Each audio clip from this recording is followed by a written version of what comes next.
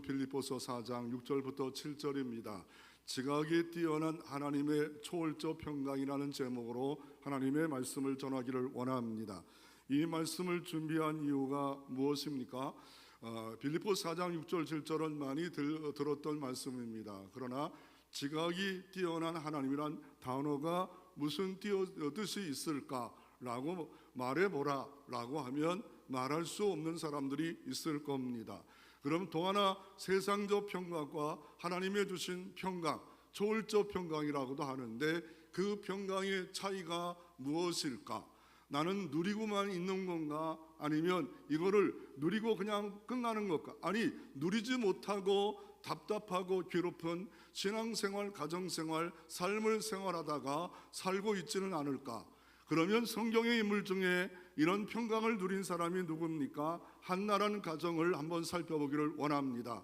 사무엘상 1장에 등장하는 한나입니다. 엘가나 제사장 지변입니다. 그런데 그때는 첩을 둘 수가 있어서 이 하나님께서 한나에게 아이를 낳지 못하게 하자 첩을 분인단을 둡니다. 아이를 잘 낳습니다. 한나는 아이를 낳지 못했습니다. 수치스러운 여인이 됐습니다. 그러나 엘가나는 여전히 한나를 사랑합니다.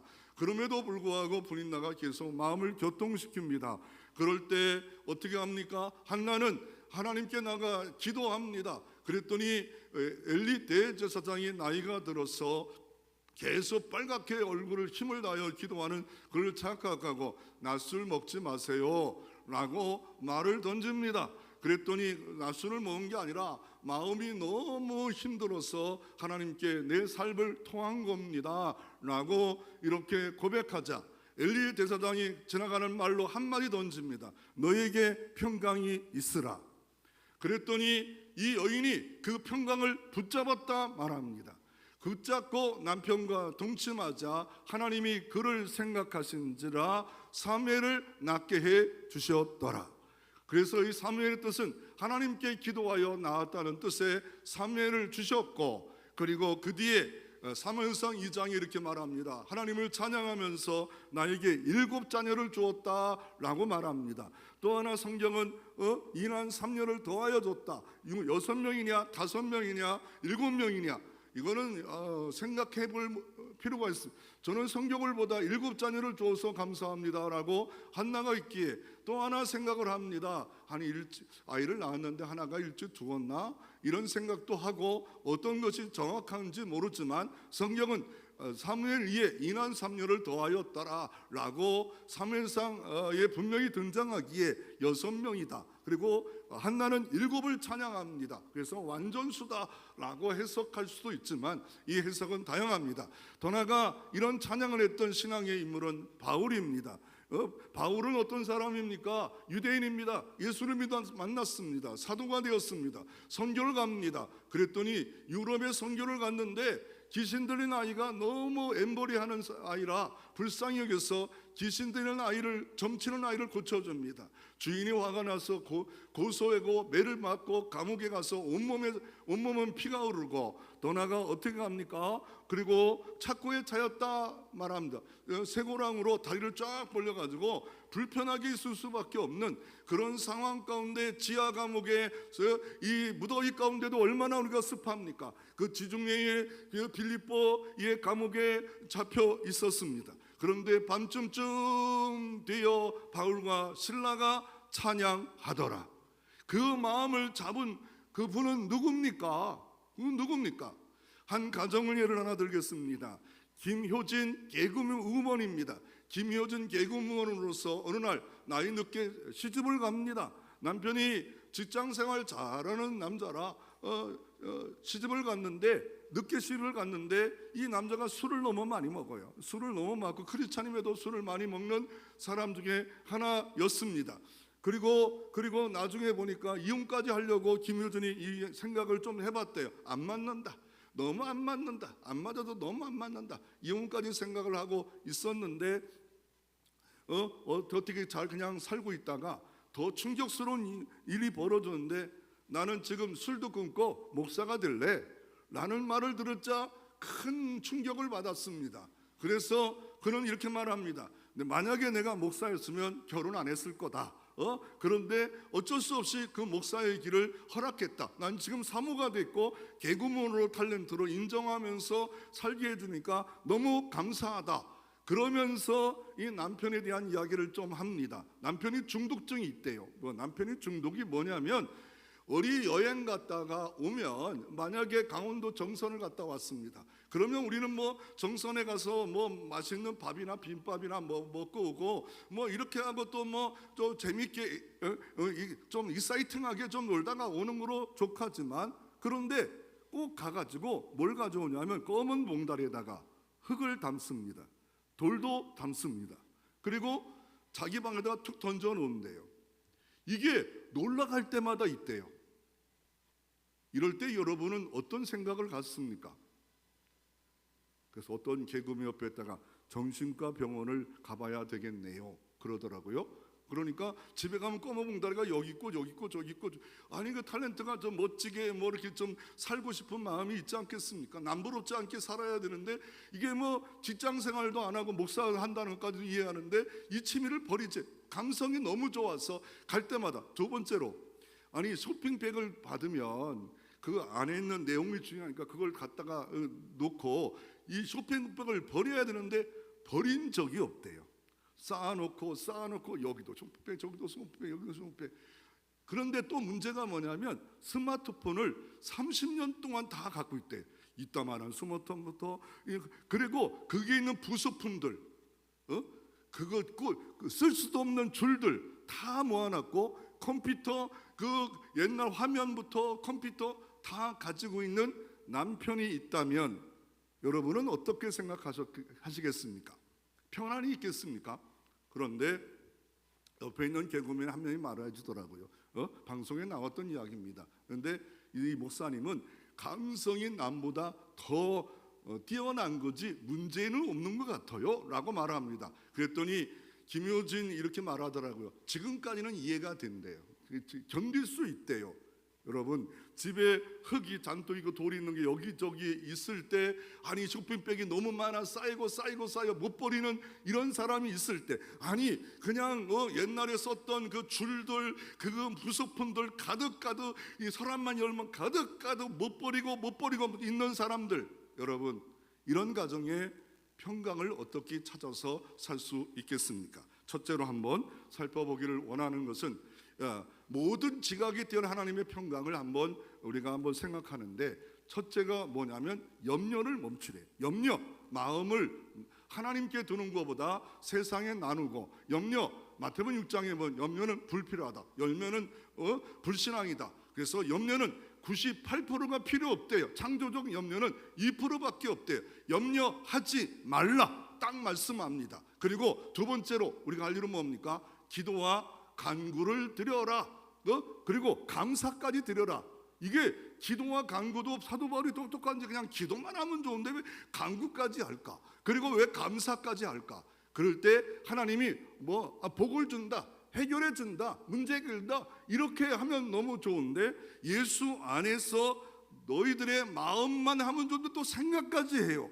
이거 그냥 지나칠 단어가 아닙니다. 이 단어들의 뜻이 무엇으로 우리에게 주어지는 것일까요? 우리가 첫째로 가장 먼저 우리가 질문을 던지고 있었던 것이 뭡니까? 지각이 뛰어난 하나님이 뭘까? 지각이 뛰어난 하나님이 뭘까? 이거는 사람들의 지각이 있어요. 다 차이가 있어요. 이거를 이성이라고도 할 수 있습니다. 그러니까 하나님은 뭡니까? 이성에 초월하신 하나님이에요. 뛰어나다. 우리 인간과 비교할 수 없는 그 지각이 뛰어난 하나님이 우리의 마음과 생각을 초월적 평강으로 하나님이 지켜주신다라고 이렇게 말씀하고 계십니다. 아니 분명히 문제가 됐어요. 그런데 지각이 뛰어난 하나님이 함께 하심으로 말미암아 이게 문제가 또 여전히 있어요. 그런데 나는 평강해요. 편안해요. 낙심거리가 있어요. 사업도 안 돼요. 가정에 애들이 속을 썩여요. 그런데 이상하게 편안해요. 이게 오늘 말씀하는 평안입니다. 그래서 우리가 오해한 평안의 조건은 세상적 평안입니다. 물질 잘 벌어오니까 편안하다. 그리고 또 어떻습니까? 자녀가 자라니까 평안이다. 사업이 잘 돼서 평안이다. 이런 평안은 세상적 평안입니다. 세상 사람들이 다 알고 있는 평안입니다. 만족하고 조건이 맞는데 평안 안 하는 사람이 뭐 있긴 있겠지만 제복에 겨워서 복에서 어쩔 수 없는 그런 사람도 있어. 왜요? 사람이 혼자 살면 혼자 염려합니다. 결혼하면 2배로 놉니다. 자녀로 가면 몇 배로 놀까요? 셋 나면 3배, 4배, 5배로 시집 장가 가면 염려 없겠지. 시집 가도 장가 가도 염려예요. 얘가 70세 되면 95세 어머니가 얘야 차 타는 거 조심하라.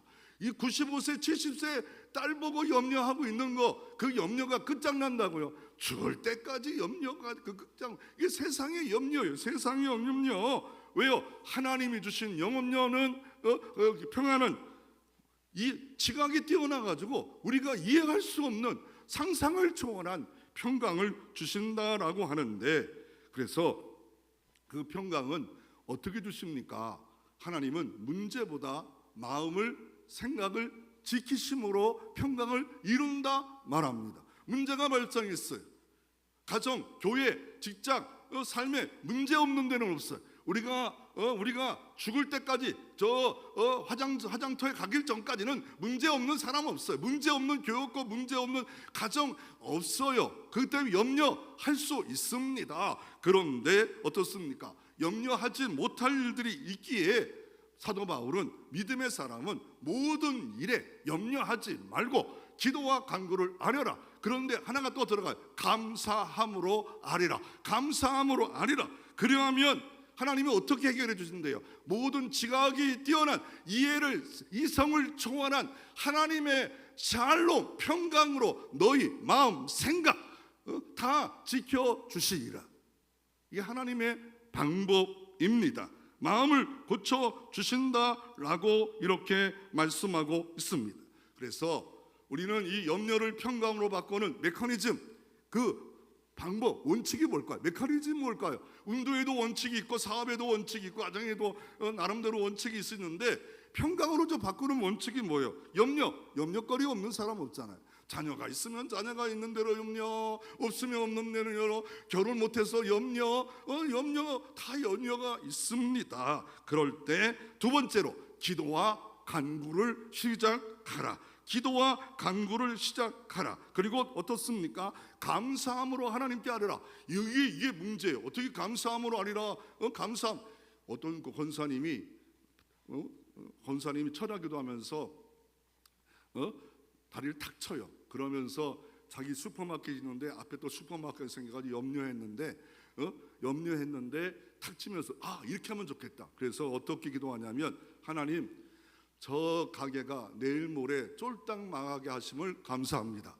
옆에 있는 초집사님이 그래도 되는 거예요, 기도가요? 그거 잘못된 거지요. 잘못된 겁니다. 어떤 부부가 안 싸운대요. 왜? 지혜로워요. 아내가 지혜로워요. 남자는 성격이 더러워요. 아주 더러워요. 그런데 안 싸워요. 그 이유는 남편이 눈꾸라지가 이렇게 올라갔다. 그러면 어떻게 하냐면 물 한 모금을 먹는데요. 몰래 뒤돌아가가지고 밑에 있는 물 한 모금을 먹는데요. 그래가지고 3분 동안 떠들든지 5분 동안 떠들든지 물을 삼키지를 않는데요. 이렇게 평강을 만드는 사람도 있어요. 어차피 내가 한마디 해봤자 불은 난다. 불을 나지 않는 방법은 누군가 하나는 침묵해야만이 불이 안 난다. 그래서 그 모든 위기를 극복했다 말합니다. 그런데 그래서 그런 감사합니까? 그런 방법입니까? 아닙니다. 그럴 때 하나님의 평강으로 지켜주시리라 라고 말합니다. 그러면 문제 해결은 안 되고 평강만 하시는 거냐? 아니지 않습니까? 마태복음 6장에 예수님이 첫 번째 가르침이 아무것도 염려하지 마라. 공중에 나는 새를 봐라, 들풀을 봐라, 백합화를 봐라. 내가 하물며 저 입을 키운 너희를 까보냐? 너희 아버지가 안 먹을 거냐? 너희는 한날의 괴로움은 그날의 족하니라. 너희는 먼저 그 나라와 그 의를 구하라. 이 모든 의식주를 너희에게 더하여 주시니라. 더하여 주신다고 했어요. 그러나 우리가 먼저 마음과 생각을 딱 하나님이 지켜주시는 역사가 이게 하나님의 방법인데, 그런데 왜 마음과 생각일까? 우리 생각이 있지 않아요? 생각은 어디서 출발합니까? 마음에서 출발합니다. 마음은 모든 생명의 근원이라. 잠언서에 하나님을 경외함이 이 마음에서 나고, 우리가 생각한다고 편안합니까? 생각을 아무리 해도 편안 안 할 때가 있어. 이 마음이 지켜주셔야 됩니다. 마음이 하나님이 임마누엘 하나님으로 딱 붙잡아 주지 않으면 평강을 지킬 수가 없습니다. 생각을 지킬 수 없습니다. 그래서 성경은 이렇게 말합니다. 육신의 생각은 사망이요 영의 생각은 생명과 평안이니라. 로마서 8장 6절 말씀입니다. 육신의 생각을 계속하면 할수록 내 마음의 보좌에 운전대를 그냥 인간대로 냅두든지 마귀대로 냅두든지 문제대로 냅두면 사망으로 자꾸 가요. 사망으로 낙심, 절망 그러면서 남 피해, 자신 피해 다 갑니다. 그럴 때 어떻게 합니까? 그러지 말고 영의 생각, 바로 성령이 내 마음을 지키시는 것으로 하나님께서 어떻게 합니까? 그때는 생명이 나타납니다. 평강이 나타납니다. 어떻게 내가 이해가 초월한 그 모든 평강이 있을까? 그런데 문제는 여전히 있는데 하나님을 찾고 있어요. 하나님 평강 주신 거예요. 문제는 있는데 십자가가 자꾸 바라보기 시작했어요. 그럴 때 평강이 있는 거예요. 비교하면 평강이 없잖아. 왜 남들은 너무 잘 사는데, 남들은 안 믿어도 잘 나가고 잘 되는데, 왜 남 가게 남 집은 잘 되는데 왜 내 자녀 내 가게는 안 될까? 그런데 그 모든 비교가 내려오고 집에 와서 남편과 함께 김치찌개 하나 끓이면서 먹고 가족이 식구가 도란도란 앉아 있고 그 모습이 그냥 편안해요. 너무 좋아요. 그렇다면 남들은 막 아파트를 더 크게 산다, 뭐 공장을 산다, 그런 거 없더라도 그냥 편안해요. 비교는 분명히 됐죠. 그런데 이상한 평안, 이거 있을 수 없는 평안인데 내게 이런 평안이 줬다라고 할 때, 이런 평안들이 초월적 평강, 하나님의 평강이다 라고 말할 수 있는 겁니다. 이런 평강이 성경에 어떤 사람이 구약의 다니엘입니다. 다니엘이 사자굴에 들어가도 잠을 잘 잡니다. 밤새 잡니다. 신약에 어떤 인물이 있습니다. 베드로가 다음 날 죽는데도 잠을 너무 자가지고 천사가 왔는데 안 깨니까 옆구리를 팍팍 차야 그때 깨어납니다. 그러니까 하나님의 평강이, 내일 죽는데 뭐 죽으면 천국 가겠지 뭐 어차피 뭐 이러면서 하나님의 평강이 지켜주시니까 대반전의 역사가 이루어지는 역사가 있습니다. 그래서 생존과 공포 속에 초월적 평강을 누립니다. 누가요? 고리테분 여사가 독일 아우슈스누트 강제수용소에 들어가 있어도 거기서 예배하고 찬양합니다. 더 나아가 누가 있습니까? 조지 물러 하루에 음식이 준비되지 않았어요. 고아를 돌봐야 되는데 기름이 준비되지 않았어요. 그런데 기도하면 하나님이 날씨가 추운 날이면 따뜻해지고, 그리고 가다가 빵 만든 사람이 갑자기 여러 가지 이유 때문에 갖다 주고, 기가 막히게 자기 평생에 5만 번의 기도 응답을 하나님이 허락해 주셨다. 그가 붙잡은 두 가지 말씀이 있어요. 고아와 과부의 하나님. 두 번째로 붙잡은 게 뭡니까? 내 입을 넓게 열라, 내가 채우리라. 그랬더니 평생 5만 번, 하루에 뭐 10개, 20개 응답을 노트에다가 적어. 지금도 그게 기록된 게 남아 노트가 있습니다. 응답 기도 노트, 감사 노트, 이런 믿음의 인물도 있습니다. 더 나아가 피터 프랭클입니다. 이분도 똑같이 아우구스토에 있는 정신과 의사입니다. 그는 의미를 생각했어요. 내가 지금 감옥에 내가 할 일은 내 삶의 의미를 찾자. 그래가지고 남들은 자포자기합니다. 그렇지만 그 감옥에 있음에도 불구하고 유리병 갖고 자기 털을 깎습니다. 그리고 삶의 의미를 찾습니다. 삶의 의미가 뭘까? 여러분은 왜 삽니까?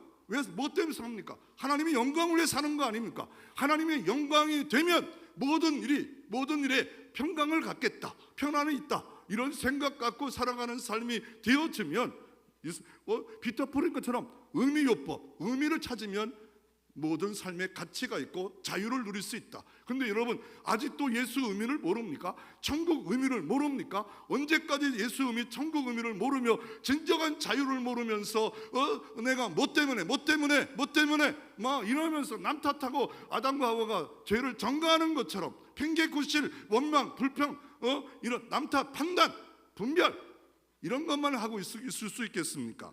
찰스 슐펄전도 유명한 미국의 어마어마한 부흥 강사지만 우울증에 걸렸다 합니다. 예, 목사님도 우울증 걸릴 수 있습니다. 그런데 모든 일에 하나님의 평강으로 이겼다라고 말합니다. 그래서 이 평강을 크게 두 가지로 말합니다. 매크로 평안, 거대한 평강. 언제? 착고에 차인 바울이, 피 흘리는 바울이 찬양하는 평안. 그리고 마이크로 평안이 있습니다. 작은 일상의 평안이 있습니다. 아무것도 아닌데 가족 식구와 함께 김치찌개 숟가락 넣어서 같이 도란도란 먹고 있는 자녀들을 볼 때, 내가 하루 종일 일하면서 밥도 준비하고 이 모든 일을 했지만 행복하다, 이런 평안, 일상의 평안 아닙니까? 일상 속에 있는 평안을 우리가 누릴 수 있어야 되지 않겠습니까? 일상에서 평안. 그래서 이거를 초월적 평강은 어떻게 경험되는가? 내 성격이 아니에요. 이때 평안을 말할 사람이 아니에요. 그런데 이상하게 평안을 말하고 평안이 생각되어집니다. 하나님이 자꾸 크게 보여집니다. 하나님의 수가 자꾸 많아짐을 봅니다. 야, 어차피 내 인생 내 마음대로 안 되는데 뭐 하나님께 맡기면 되지 뭐. 아이고, 하나님 하실 거야. 내 하루 염려, 하루 끝나라는데 왜 자꾸 내가 땡겨서 염려하지? 이럴 바에는 감사하자. 그리고 기도하기 시작합니다. 기도는 하자마. 기도하지 뭐. 그리고 어떻게 합니까? 설명할 수 없는 그 안정감. 이상하다. 이거 분전이 부도날 것 같은데, 이거 문제가 분명히 있을 것 같은데, 안정감을 가질 수 있는 삶을 살아가는 삶이 있었다라고 말하고 있습니다. 그래서 이 모든 삶이 하나님의 은혜다, 하나님의 평강이다. 모든 지각이 뛰어난 하나님의 평강이 너의 마음과 생각을 지키는 은혜가, 깨달음이 여러분에도 있어지기를 소망합니다. 둘째로, 그러면 근원적인 평강을 내가 알아야 하지 않겠습니까? 주님의 평안과 세상 평화의 차이를 알 근원이 잘못되어지면 아무 소용없습니다. 여기 지금 에어컨을 돌리고 있는데 24도 딱 맞춰놨어요. 자동 온도 조절기가 딱 돼 있잖아요. 24도에 착착착 맞춰가지고 춥지도 않고 덥지도 않게, 너무 추워도 안 되고 너무 더워도 안 되니까, 물론 사람마다 다 다르죠. 뭐 24도만 해도 너무 덥다라는 사람들은, 저는 집에서 27도 나오니까 맨날 혼나. 28도까지 나와요. 이게 에어컨이냐고. 저 구박 들고 살아요. 좀 봐주세요. 요즘 사모님 저 뒤에 있네요. 큰일 났네요. 하지 말라는데도 하고 있네요. 나도 나쁜 거를 하지 말라는데 또 해요. 또 할 거 있는데 하지 않겠어요. 부부 사이는 그런 거예요. 알콩달콩해서 그냥 가끔 옥신각신하면서 에어컨 때문에 싸워요. 나는 27도만 놔도 좋아. 28도만 놔도 좋아. 왜요? 집에 온도가 30도니까 2도만 내려와도 얼마나 시원해요. 그리고 선풍기를 빵빵 틀어요. 그러면 그만 얘기해야죠. 예. 그래서 여기다가 아무리 에어컨 놓아도 고장났던지 코드가 안 돼버리면 소용없지 않아요? 그리고 몇 년 썼는데 청소 안 하면 더 몸에 해롭지 않아요? 그러니까 이거 이용할 수 있어야 하지 않겠습니까? 아니, 완전한 평안이 있다 말합니다. 이거를 히브리어로 샬롬입니다. 이 이스라엘 나라 사람들 만날 때마다 인사가 샬롬 샬롬 샬롬. 그냥 안고 뭐 중동 사람들 이사서 만나면 샬롬 샬롬 샬롬 합니다. 그리고 이거를 헬라어로 뭐냐면 에이네네입니다. 에이네네. 그런데 에이네 뜻이 특이합니다. 샬롬은 그 뜻은 안전되다, 편안하다, 번영한다, 성공한다, 행복한다. 그런데 에이렌의 뜻은 연결되다, 접속하다. 연결되어야 되는구나. 주님과 연결되어야 되는구나. 사도 바울도 오늘 보면 예수 안에서 너의 마음과 생각을 지키시리라. 예수 안에서, 인 그리스도 예수 안에. 그래서 라우디게오에 말합니다. 내가 너에게 문 밖에서 문을 두드리니 내 마음을 열라. 내가 너와 먹고 마시리라. 주님이 내 안에 있다가 역사하지 않고 문 밖에서 계시는, 냉대당하는 그런 삶에는 평안이, 기쁨이 있을 수가 없답니다. 그래서 짝퉁 평안, 세상 평안, 문화적 평안, 핵이 없고 차별이 없고 재난이 없고 사고가 없고 문제 없고 그런 평안만 찾고 있습니다. 이 평안도 너무 중요해요. 이 평안이 있어야지요. 세상 평안도 있어야죠. 문화적 평안, 세상 평안. 그러나 주님 주신 평안은 뭡니까? 마리아에게 어느 날 깜짝 처녀인데 아이를 낳겠대요. 결혼도 안 했는데. 그러면서 누가복음 1장 28절에 은혜를 받은 자요 편안할지어다. 은혜, 이게 편안이, 은혜를 받으면 이 모든 목숨을 거는 이 행위에 있는 마리아도 편안하구나. 그래서 사도 바울이 나중에 성경을 13권 썼는데 12권의 서론 인사에 히브리스만 빼고서 그 모든 말의 시작이 뭡니까? 너희에게 은혜로 인하여 평강이 너희에게 있을지어다. 빌립보 교회에 있을지어다. 에베소 교회에 있을지어다. 골로새 교회에 있을지어다. 빌레몬서에 이것에도 있을지어다. 은혜로 인한 평강이구나. 은혜가 있어야 평강하구나. 접속이 되어야 되는구나. 접속되어지지 않으면 아무 소용, 단절되어 있고 문 밖에 주님이 있으면 편안하지 않구나. 그래서 예수를 통하여 근원적 평강을 누릴 방법은 뭡니까? 가장 큰 문제는 죄의 문제가 해결돼야 됩니다. 죄가 범한 아담과 하와가 죄를 범한 인간에는 어떻게 합니까? 에덴 기쁨에서 쫓겨나갔어요. 그리고 죄책감이 있습니다. 죄책감이 늘 누립니다. 수치감이 있습니다. 편안하지 못합니다. 이 편안하지 못한 사람은 누구도 그렇습니까? 예수님을 3년 반 동안 쫓아다녔던 이 얼빵 제자들, 정말 이게 맹추 같은 제자들에게 근심 염려하니까 주님은 요한복음 14장 27절에 다시 한번 평안의 방법을 가르쳐 줍니다. 평안을 너에게 주노니 나의 평안은 너에게 주는 것 같지 아니하라. 너는 염려하지 말라, 두려워하지 말라. 세상이 주는 평안과 하나님의 평안을 비교하는데 로마서 5장 1절에 이렇게 말합니다. 그러므로 우리가 믿음으로 의롭다 하심을 받았으니 우리 주 예수 그리스도로 말미암음과 하나님과 화평을 누리자. 의롭다 여긴 사람만이 하나님과 화평을 예수 그리스도로 통하여 말미암으로 그분 때문에 중보자 예수님 때문에 평안을 누리자. 이게 수직적 평화입니다. 수평적 평화도 우리는 누려야겠지만 죄의 문제가 예수 그리스도의 오직 유일한 예수 그리스도. 왜요? 그분이 중보자입니다. 나 때문에 찔렸습니다. 내 죄 때문에 매맞았습니다. 그분 때문에 우리는 평안을 누린다고 이사야 53장 5절에 약속한 그 평안, 평강의 왕이 평안의 근원이고 평안의 뿌리고, 그래서 예수 안에서 너의 마음과 생각을 지키시리라. 내 평강이 얼마나 누리고 있습니까? 예수 밖에 있다면 평안을 누리지 못합니다. 예수 안에 들어와야 됩니다. 여러분 바깥에는 더워요. 그러나 이 안은 시원하지 않습니까? 이 안에 들어도시 예수 안에 들어올 때 평화입니다.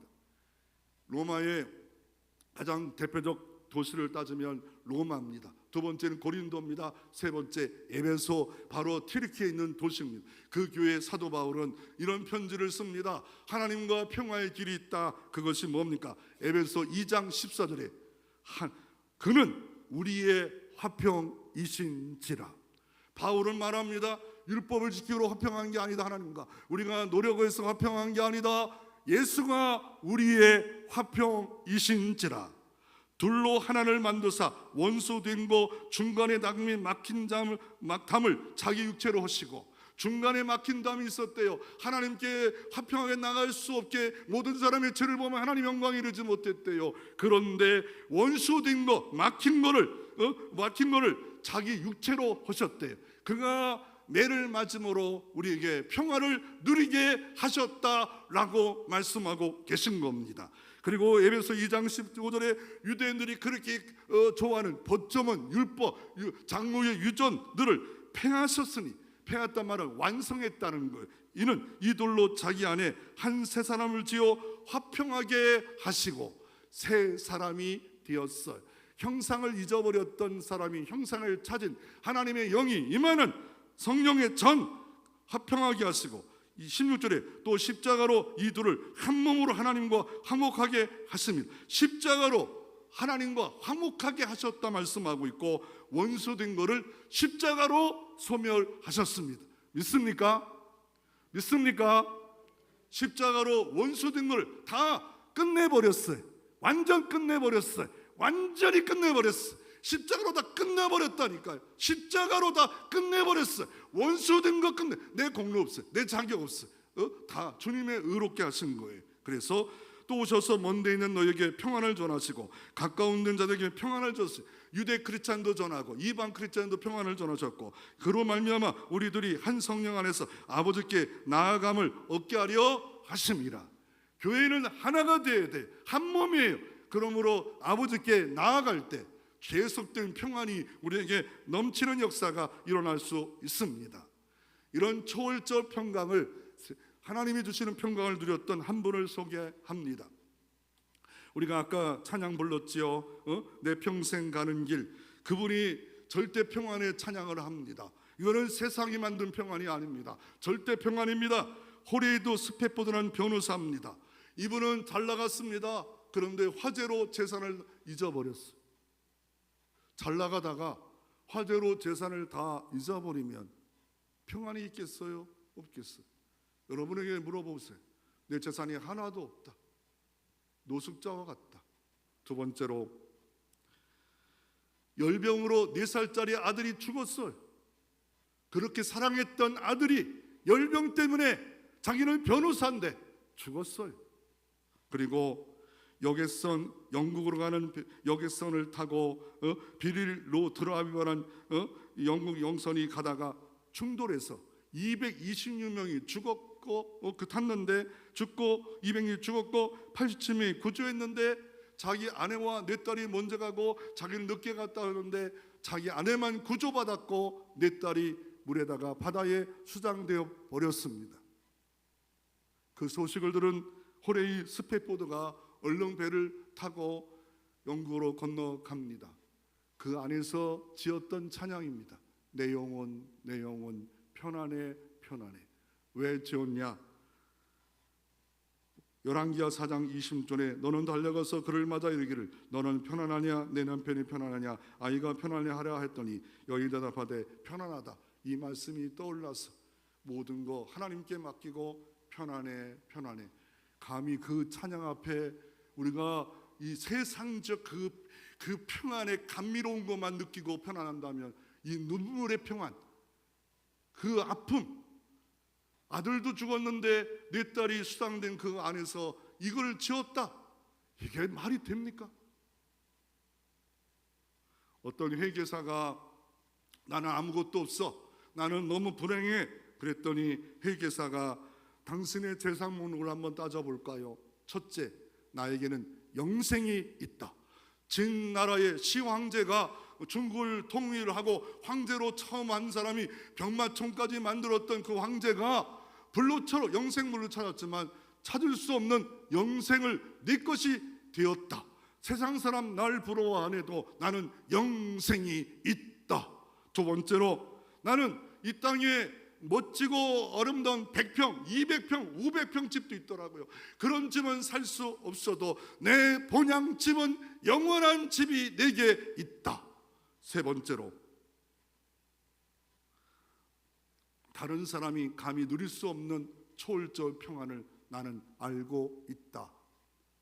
네 번째로, 말로 다 할 수 없는 즐거움, 희락이 내게 있다. 다섯 번째로, 영원히 변치 않는 사랑. 사랑은 오래 참고 온유하고 시기하고 절제하는 내 안에 하나님의 사랑을 내가 알고 있고 믿고 있다. 마지막, 내게는 형숙한 아내가 내게 있다. 이게 없다고만 할 수 있겠냐라고 말하고 있습니다. 여러분, 주님이 평안의 근원임을 믿고 주님을 찾고 연결되어지면 그 평안이 여러분 거의 평안이 되시기를 주의 이름으로 축원합니다. 마지막으로 더 평안을 누리기를 원합니까? 이웃에게 평안과 화평을 이루는 사람이 됩니다. 예수님이 복 있는 자를 말합니다. 복된 자가 되기를 원합니다. 복 받기를 원합니까? 주님은 이렇게 말합니다. 화평케 하는 자니 복이 있나니 그들이 하나님의 아들이라 일컬음을 받을 것이요. 유대 사람들은 그걸 반문화적으로 봅니다. 왜요? 화평케 하는 자나 로마를 때려 부셔야 된다. 로마를 죽여야 된다. 그래야만이 우리는 평안하다. 그런데 예수님은 화평케 하는 자는 복이 있나니 하나님의 아들이다. 도대체 유대 감정으로는 이해할 수 없는 말을 주님이 하신 겁니다. 우리는 이걸 이해한다는 것은 예수님의 마음을 알기 때문에 이해하지. 이거는 그들 가운데 원수된 그 로마들이, 일본들이 막 있는 가운데 화평하라? 이건 말 안 된다, 반문화적이다 막 이러면서 반감을 가질 수 있는 말씀입니다. 고린도후서 5장 17절에 보면 고린도교는 문제가 너무 많아요. 많아도 너무 많아요. 당 짓고 싸우고 우상 숭배하고 결혼 문제, 음식 문제, 수도 없는 문제. 그 교회에 고린도후서 5장 10절에 전서 끝나고 후서 이렇게 말합니다. 그런즉 누구든지 그리스도 안에 있으면 새로운 피조물이라. 이전 것은 지나 보라 새 것이 되었도다. 야, 너 너무 옛날 집착해서 옛날 더러운 세포들은 새 부대에 둬야 되는데 왜 옛 부대에 계속 두고 있냐?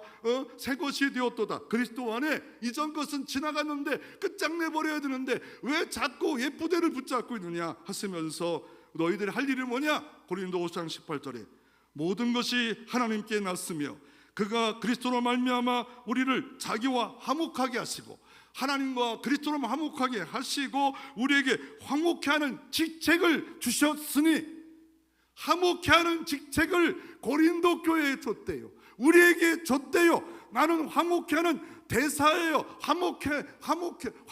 그 사람 들어가서 싸웠다, 잘났다, 판단 잘한다, 원망하다, 이게 아니라 화목을 만드는 사람 할 수 있거든. 모든 사람과 더불어 화목하라. 골로새서 3장 15절에 이렇게 말합니다. 그리스도의 평강이 너희 마음을 주장하게 하라. 그리스도의 평강입니다. 원망과 분노, 판단 이게 아닙니다. 평강이 너희 마음과 생각을 주장하게 하라. 너희 평강으로 와요 한 몸으로 부르심을 받았으니 너희는 또한 감사하는 자가 되라. 예수 믿는 사람은 화목을 사랑합니다. 화목을 만드는 사람입니다. 이거를 구약시대 성전 짓는 내용에 이렇게 말합니다. 하나님께서 다윗을 통해서 이렇게 말합니다. 열왕기사 6장 7절에 이렇게 말합니다. 이 전을 건축할 때 돌을 뜨는 곳에 치석하고 가져다가 건축하였으므로 건축하는 동안에 전 속에서 방망이나 도끼나 모든 철안형 소리가 들리지 아니하였으며. 아니 돌로 성전을 짓는데 철양장 소리가 안 나고 방망이나 도끼 소리가 안 나도록 성전을 지으라 미리 다 준비해서 이러콩 저러콩 이러콩 막 저러콩 쑥덕 하지 말라. 내 집이다. 만민이 기동하는 집이다. 이 집에 세상 방법으로 하지 말라. 떠드는 소리 나지 말라. 요란한 소리 하지 말라. 감사, 찬양, 예배, 간증하는 소리만 이 교회 안에 퍼지게 만들어라. 이렇게 말하며 사도 바울은 로마 교회에 이렇게 말합니다. 먹고 마는 거 지금 자꾸 떠들지 말라. 하나님 나라는 의와 희락과 평강이니라. 먹고 마시는 것이 하나님 나라가 아니다. 이거 자꾸 따지고 분별하고 이런 것 이거 세상 사람들이 하는 일이다. 너희는 그 나라와 그 일을 구하듯이 의와 희락과 평강을 누려라. 이게 천국 하나님 나라이니라. 큰 여호수아 때 큰 문제가 생겼어. 언제였냐면 여호수아 때 가나안 땅을 정복 얼마나 좋아요. 다 정복했어. 그런데 두 지파 반이 그 요단강이 있어. 요단강 쫙 있고 이 요단강 반대편에 있고 이쪽에 다 제비 뽑아 7지파 반이 다 땅 분배 끝났어. 그리고 돌아갔어요. 얼마나 행복해. 이제 들어와 가나안 땅으로 갔구나. 천국의 그림자인 들어왔구나. 천국 생활을 해야 되겠구나. 그런데 이 두 지파 반이 가다가 요단강에다가 돌무더기를 만들어요. 돌무더기를 만들어. 그랬더니 악소문이 납니다. 루머가 납니다. 이들이 배반해서 자기들만 신을 섬기려 한다. 왜요? 구약시대 그랬잖아요. 성전에서 말했던 것이 여로보암 시대 때 어떻게 하면 베델과 단에 제단을 쌓듯이 쌓았다. 악수문을 내버립니다. 그게 맞을지도 모릅니다. 그럴 때 전쟁을 치르자. 전쟁 치른 적이 있습니다. 단지파를 싹 쓸어버리고 남자들이 몇 명 안 남자 여자들을 막 강제로 막 해가지고 결혼하게 만들었던 성경에 정말 콩가루 같은 내용도 있지 않습니까? 그럴 때 누군가 이런 말을 합니다. 진상조사단을 만들어서 살펴본 후에 전쟁해도 늦지 않도다. 그래서 두 지파반을 만납니다. 그랬더니 우리가 이 요단강을 지나가면 우리가 한 동족임을 당신들이 잊어버릴까 봐 우리는 한 동족을 기념해서 세운 거다. 그리고 이곳을 제단 이름을 엣이라 하라. 엣, 증거의 돌이다. 우리는 한 동족이다. 하나다. 잊지 말라 하면서 엣이라 불렀다 말하고 있습니다. 금산에 가면 전라북도 특별 여기에 보면 김제 가면 금산교회가 있습니다. 여기에 보면 조덕선 장로님이 계십니다. 조덕선 장로님이 계시고 이장희 목사가 계시는데 조덕선이라는 분은 갑부요. 근데 어느 날 이장이라는 사람이 밥 먹기 힘드니까 여기 가서 노예로 삽니다. 그리고 마부로 삽니다. 그런데 그 선교사로 인해서 이 주인이 예수를 믿게 됐어. 그리고 이장이 또 예수 믿게 됐어. 그런데 문제는 그 집에 교회가 생겼어. 얼마나 할렐루야합니까? 그런데 장로 투표가 생겼는데 이게 노예가 장로가 되고 조덕상 장로가 될 줄 알았는데 이게 거꾸로 뽑아버렸어요. 그러자 이게 문제가 있다. 그럴 때 조덕상 장로님은 전혀 흔들리지 않습니다. 이자익과 계속 자기 사역을 감당합니다. 얼마나 훌륭한지 나중에 이분을 신학교 보내서 목사가 됐고 그리고 자기 교회 담임 목사로 모셔드리고 이분은 나중에 고등학교까지 세워서 일을 합니다. 총회장을 3번이나 합동쪽에서 했던 그 교회, 평안의 상징인 금산 교회. 이 교회 가면 지금도 기역자 교회로 있어요. 여자는 이쪽으로, 남자는 이쪽으로. 그리고 강대상 딱 갖고 있는 성경은 이렇게 말합니다. 베드로서 1장 7절에 경건의 형제 우애에 사랑을 더하라. 마지막으로 한 모델을 설명합니다. 누굽니까? 평화를 만든 사람 바나바입니다. 어느 날 사울이 변했습니다. 그래서 교회 들어오려고 합니다. 다 반대합니다. 사도라고도 합니다. 다 반대합니다. 중재자 바나바가 화해합니다. 주님의 몸 된 교회, 주님의 머리가 된 교회, 몸인 교회. 이 몸인 교회는 부족하고 연약해도 하나님이 세웠다면 인정하자. 중재자 이 바나바를 통하여 바울이 어마어마한 사역을 감당합니다. 선교를 감당합니다. 13권의 성경을 썼습니다. 만약에 바나바가 없었다면 사울이 이런 일을 감당할 수도 없을지도 모릅니다. 물론 하나님이 하셨겠죠. 이런 평화를 만드는 바나바 같은 사람들이 곳곳에 모든 일에 어려운 일에 힘겨운 일에 있을 때 하나님은 평강을 누릴 것이고 평강을 누리면 여러분 말씀대로 살아가는 자에 오늘 말씀 뒤에 보면 이 말씀을 듣고 보고 배운 자에게 평강을 더하여 주시는 이 복이 있기를 주의 이름으로 축원합니다.